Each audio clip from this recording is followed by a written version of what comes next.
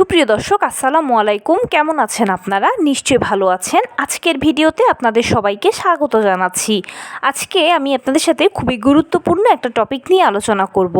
প্রতিদিন আমি যত কমেন্টস পাই তার মধ্যে দু একটা কমেন্টস থাকেই এরকম যে আপু, আমার মধ্যে ডেলিভারির লক্ষণ আছে কিন্তু কোনো পেইন এখনও উঠছে না কেন, বা পেইন নেই, এই অবস্থায় কি করব, আদৌ নর্মাল ডেলিভারি হবে কি না। তাহলে চলুন মূল ভিডিওতে যাওয়া যাক। বাই দ্য ওয়ে, মূল ভিডিওতে যাওয়ার আগে একটা কথা বলি, আমি আমার চ্যানেলে pregnancy related, specially normal delivery related অনেক ইম্পর্ট্যান্ট তথ্য ভিডিও আকারে শেয়ার করে থাকি। এই তথ্যগুলো আমার পার্সোনাল এক্সপেরিয়েন্স ও আমার ডক্টরের সাজেশন থেকে নেওয়া। তাই আমার চ্যানেলটিকে যদি একবার আপনারা ভিজিট করেন তাহলে আপনারা আপনাদের প্রশ্নাতীত মনের অনেক প্রশ্নের উত্তর পেয়ে যেতে পারেন। আমন্ত্রণ জানাবো আমার চ্যানেলটিকে একবার ভিজিট করে দেখার জন্য। এবারে চলুন মূল আলোচনায় যাওয়া যাক।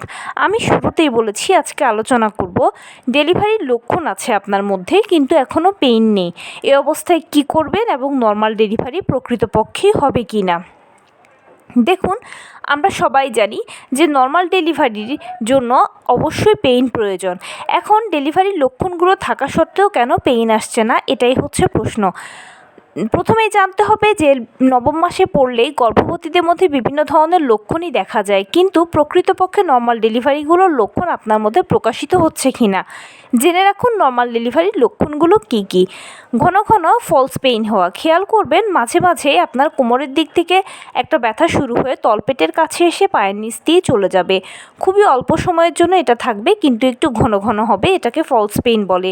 দ্বিতীয় যে লক্ষণটা বলবো সেটা হচ্ছে পেট শক্ত হওয়া। খেয়াল করবেন মাঝে মাঝে আপনার পেট নিজে নিজে শক্ত হচ্ছে, কয়েক সেকেন্ড থাকছে, আবার অটোমেটিক ঠিক হয়ে যাচ্ছে। 24 ঘন্টার মধ্যে এরকম 2-3বার হলে ঠিক আছে। ঘন ঘন প্রস্রাবের চাপ অনুভব করছেন কি না। আপনি হয়তো বাথরুমে যাচ্ছেন, 2-1 ফোঁটা প্রস্রাব হচ্ছে অথবা হচ্ছেও না, কিন্তু একটা র্যান্ডম চাপ আপনি ফিল করছেন। জরায়ুতে ব্যথা করছে, যৌনাঙ্গে ব্যথা করছে, তলপেটের দিকে প্রচুর ভারী ভারী লাগছে, মনে হচ্ছে কিছু একটা বেরিয়ে যেতে চাইছে, উঠলে বসতে কষ্ট হচ্ছে, বসলে উঠতে কষ্ট হচ্ছে। এই লক্ষণ 3-4টে আপনার নিজের মধ্যে দেখতে পাচ্ছেন কি না। এগুলো একেবারে সরাসরি নর্মাল ডেলিভারির লক্ষণ, আর এগুলো হওয়া মানে হচ্ছে নিশ্চিত আপনার ডেলিভারি নর্মালেই হবে।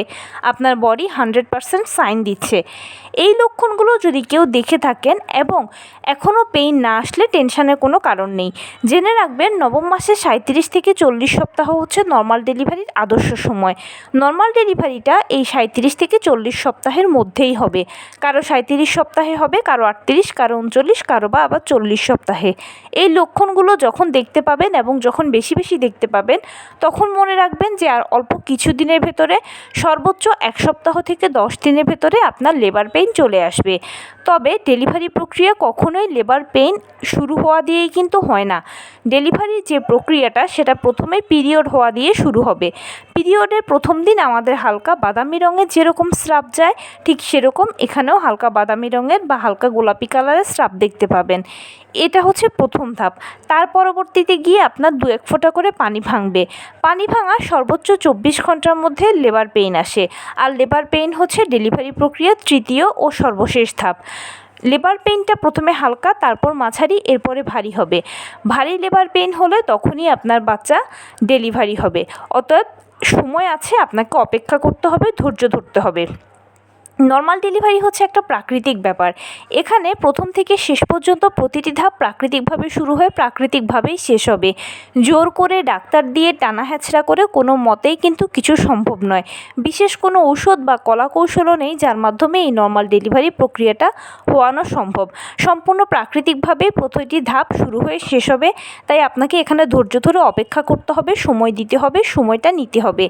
বেসিক্যালি নর্মাল ডেলিভারিতে যদি কষ্ট বলতে কিছু বোঝায় তাহলে এই যে কবে ডেলিভারি প্রক্রিয়া শুরু হবে, কবে ডেলিভারি প্রক্রিয়া শুরু হবে, এই অপেক্ষাটুকুই এখানে কষ্ট। একবার কষ্ট করে যদি অপেক্ষা করতে পারেন এবং ডেলিভারি প্রক্রিয়াটা যদি শুরু হয়ে যায় তাহলে ম্যাজিকের মতো একের পর এক ধাপ শুরু হয়ে শেষ হয়ে যাবে। সিরিয়াসলি। এবারে বলি আপনি আরও কনফার্ম হওয়ার জন্য কি করবেন।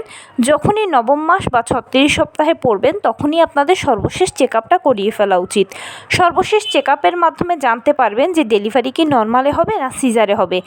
রিপোর্টে যদি দেখেন যে মা ও বাচ্চা উভয়ের সব কিছু ঠিকঠাক এসেছে, তাহলে তো রিপোর্টও বলছে আপনার ডেলিভারি নর্মালে হবে, বডিও আপনার এই ধরনের লক্ষণগুলো দেখিয়ে সাইন দিচ্ছে যে ডেলিভারি নর্মালে হবে। তাহলে অবশ্যই আপনাকে অপেক্ষা করতে হবে, সময় দিতে হবে, সময় নিতে হবে। অবশ্যই নির্দিষ্ট সময় মতোই কিন্তু পেইনটা শুরু হবে। তো এই ছিল আজকের ভিডিও। কেমন লাগলো বলুন? যদি ভালো লেগে থাকে ও হেল্পফুল হয়ে থাকে তাহলে প্লিজ লাইক, কমেন্ট, শেয়ার করতে একদম ভুলবেন না। আর সেই সাথে আমার চ্যানেলটিকে সাবস্ক্রাইব করার বিনীত অনুরোধ রইল। পাশে থাকা বেল আইকনটি ক্লিক করে দেবেন যেন আমি ভিডিও আপলোড করার সাথে সাথে আপনারা নোটিফিকেশান পেয়ে যান। যদি কোনো প্রশ্ন থাকে কমেন্টসে জানাবেন, আমি রিপ্লাই দেব। প্লাস যদি কোনো পরামর্শ থাকে যে কোন বিষয়ের উপরে ভিডিও বানালে আপনারা উপকৃত হবেন সেটাও জানাবেন, আমি আপনাদের পছন্দের সর্বোচ্চ প্রায়োরিটি দেব। ভালো থাকবেন, সুস্থ থাকবেন। আসসালামু আলাইকুম।